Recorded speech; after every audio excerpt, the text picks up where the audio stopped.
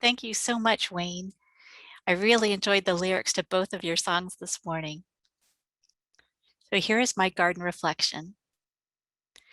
When you invite the young people in your life to join you in the garden, you create a natural space for children to grow in their search for truth and meaning. My parents always invited me into their garden, and I want to share just 3 of the many ways this helped me grow into a compassionate adult.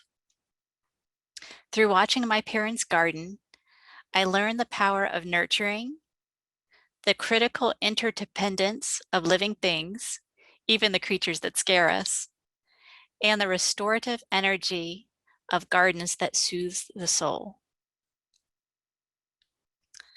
When I was a little girl, my parents received printed garden catalogs in the mail, and I enjoyed flipping through glossy pages splashed with the photos of bright zinnias and gladiolas in piñata colors, and lush peaches and apples with droplets of water clinging to their skin. I listened to my parents discuss what to order and was excited when the packages arrived in the mail. But I was shocked when they opened the box. Where were the plants? I was expecting fireworks of marigolds and shiny bell peppers, but the box only contained envelopes of seeds, thick coins larger than quarters made of dirt, and some leafless sticks with their roots swaddled in tight bags of soil. By what magic can the contents of this box turn into the advertised photos in those garden catalogs? That magic is nurturing. I watched with amazement as my parents soaked those coins of dirt that turned just like magic into seed starting pots made of peat. Ever so gently, my parents took those tiny seeds from the envelope and pressed them into the moist soil. I held that fleck of a pepper seed in my hand and did not believe this lifeless speck would do anything.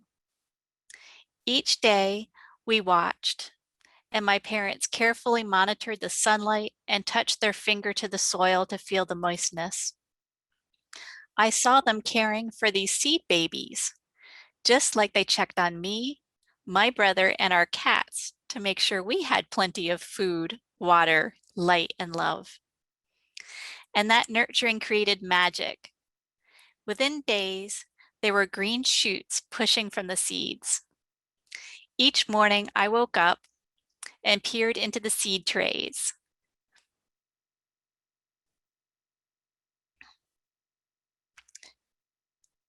To see how the shoots had grown. Then the seedlings grew tiny, delicate leaves, and before long, it was time to transfer the baby plants outside. Intuitively, I knew that these same adults who were nurturing, protecting, and growing their garden were nurturing, protecting, and growing my brother and me to become healthy and nurturing people. Gardening also teaches children about the interdependent web of life. My relationship with bees had a rocky start. When I was 3 years old, a bee stung me on the back of the neck at the pool. The only good part of that experience was my mom gently laying cool compresses on my neck as my tears dried. A few years later, my dad brought a real lemon tree home. I liked its dark, thick leaves, but I loved the sweet smelling flowers. Dad explained that because we had no pollinators inside the house, we had to do the job. We each had a Q-tip and carefully pollinated each flower, making buzzy bee noises and laughing the whole time. Playing make-believe as a bee turned my fear of bees into love and appreciation for their ability to turn flowers into fruit. As I grew older, my parents' vegetable garden grew larger and ran the length of the side of our house. Soon, we were not the only creatures enjoying the squash, carrots, and tomatoes. There were darting birds, bouncing bunnies and skittering mice. And then came a very long, very black snake. My parents explained that the snake was not poisonous and had a job to do by keeping the rodent population in check. I could live with that explanation, but our neighbor could not. Soon there was a knock at the door, and our neighbor declared that we had to get rid of the snake. My parents did not want to kill the snake, whose residence was under our wood pile. After consulting with the local hardware store, my dad threw a few stinky mothballs under the wood pile to encourage the snake to move elsewhere. Then there was a second knock at the door, and the neighbor declared that we had to get rid of that smelly mothball odor. We explained the smell was to get rid of the snake as he had asked, but the neighbor was not happy. Then sure enough, Dad later watched the snake emerge from our woodpile and slither right under this neighbor's deck. When the neighbor asked if we got rid of the snake, my dad simply smiled and said, "Yes, we got rid of the snake." Gardens are also one of the healthiest places to calm and soothe yourself. Growing up in this area, my parents took us to Brookside Gardens frequently. I'll be honest, sometimes I did not want to go and march around in the hot sun. But when I inhaled the intoxicating scent of hundreds of velvety roses and smelled the mouth-watering scent of the sage leaf I rubbed between my fingers, I was hooked. It also did not hurt that the giant playground of Wheaton Park was attached to Brookside. There is no substitute for the deep sleep you get as a kid, having spent the whole day walking through the gardens and climbing the monkey bars outside. Through these days at the park with my parents, they taught me that being outdoors and exercising in a beautiful place is a wonderful way to soothe your soul. Now, as an adult, I still go to the parks and gardens to restore myself. My many walks through Brookside Gardens helped me through the recent end of my marriage, the pandemic lockdown, and the loss of my canine soulmate. I see the growing plants, the goslings, the human toddlers racing about, and know that there are always new beginnings. In closing, remember that children are always learning. They learn by watching us adults and copying what we do. Invite the young people in your life to join you in your garden. Teach them the magic of nurturing, show them the interdependence of living things, and let them know that gardens are a wonderful place to go when you need to soothe your soul.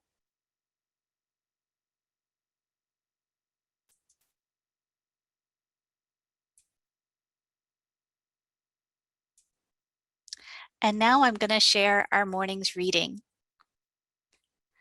The poem is called The Summer Day, and it's by Mary Oliver. Who made the world? Who made the swan and the black bear? Who made the grasshopper?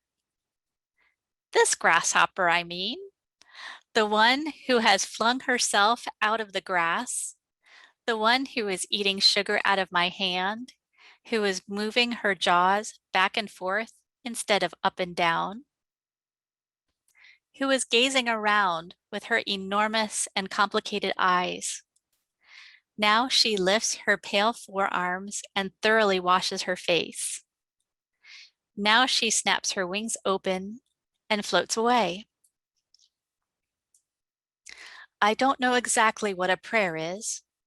I do know how to pay attention, how to fall down into the grass, how to kneel down in the grass, how to be idle and blessed, how to stroll through the fields, which is what I have been doing all day.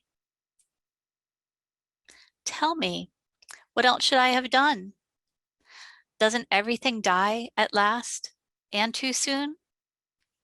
Tell me, what is it you plan to do with your one wild and precious life?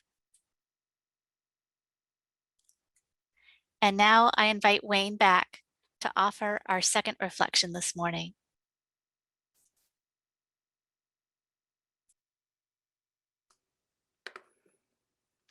Thank you. Oh. Well, that Mary Oliver poem always gets me. My parents both grew up on farms in upstate New York, up near the Canadian border. My mom, who was the youngest of 12 siblings, never did any gardening. It was a dairy farm, and one of her main chores was to keep the cows off the road. Well, she's 94 years old. Back then, traffic was a little lighter, so. But I think that doing this helped her skill set later when she had 5 kids of her own and tried to guide us. Now, my dad's family, however, did a lot of gardening. His dad died when he was 10, and they had the garden to help make ends meet. The root cellar was always full of canned vegetables by the end of the summer. It was their way of keeping the wolf from the door. Now, my dad never shared his gardening knowledge with us kids. To him, it was a solitary endeavor, a way to disengage. But ironically, all 5 of his kids became gardeners. It must be in the DNA. So why do we garden? It's a lot of work, and things don't always go as you plan. To start with, there's lots of hungry critters that want to eat your plants. There are deer, rabbits, squirrels, and groundhogs. In addition, you have to learn to deal with bugs, snakes, yellow jackets, and all sorts of plant diseases. And plants need food, compost, fertilizers, different kinds for different plants and for different situations. They all have different needs for water, sun, and even wind protection. Gardeners must be nuts, or they must like challenges. I think we like challenges. When something goes wrong, it forces you to think and figure it out. You mull things over and research the issue. If you can't figure it out, you may have to learn to let things go. Either way, both of them are a learning event. Ironically, though, learning these things brings you closer to nature. You're forced to pay attention, and that's a good thing. And when you've learned to solve one issue, you can bet another one will present itself in quick order. Maybe we are nuts, but fortunately, gardening is its own therapy.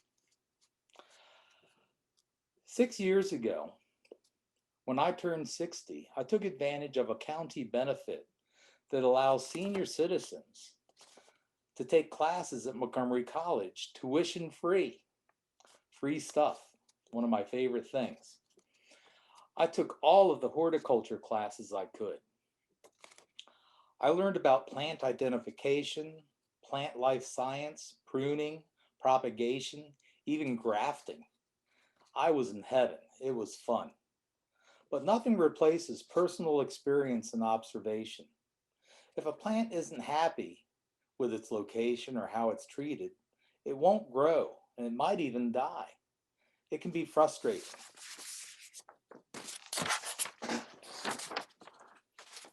I've also learned from friends and coworkers.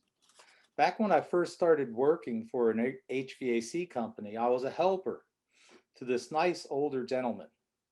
His last name was Cashel, and he grew up in Olney, and there's a road and a school named after his family farm. He lived in Silver Spring when I knew him, and his backyard garden was amazing. He gave me my first lesson in propagation. He showed me his squash plant's flowers and how to identify which flowers were male and which were female. He showed me how to pick a male flower peel back the petals like a banana and use the pollen-covered stamen to pollinate the female pistils and all the female flowers. Although, Chris, I didn't learn how to buzz with it. I wish I'd known. That would be fun. He said that this was more reliable than depending on the bees. I later learned that tomatoes were bisexual. Their flowers had both pistils and stamens, all contained in the same flower. And commercial growers that grow tomatoes in greenhouses where there are no bees used electric toothbrushes to vibrate the flowers from the outside, just vibrate them. And I don't know, maybe they used them to brush their teeth too, I don't know. But we are not so different from the plants. We are both carbon-based life forms. We are finding out these days that trees in a forest actually communicate with each other through their roots. I've read that chlorophyll, the thing that circulates through the plants at the molecular structure, is identical to hemoglobin that circulates through our blood, except for one small difference. At the molecular level, the central atom of chlorophyll is magnesium, and the central atom in hemoglobin is iron. Otherwise, they're identical. Now, gardens often use a solution of Epsom salts to boost plant production. Well, Epsom salts is magnesium. I'd say that that is comparable to us taking a vitamin with an iron supplement, or Geritol when you reach my age. I've heard the term sacred space used by a lot of people talking about their gardens, and I have observed many beautiful and interesting things. My mountain mint patch is currently in full flower, and the flowers are inundated with pollinators. I love pollinators. And I like to go out and watch them. It's like, there's so many different types. There's gnats that circle madly around the flower in a cloud, and bumblebees bumbling their way in and out of flowers, and hornets and flies all getting what they need from my plants.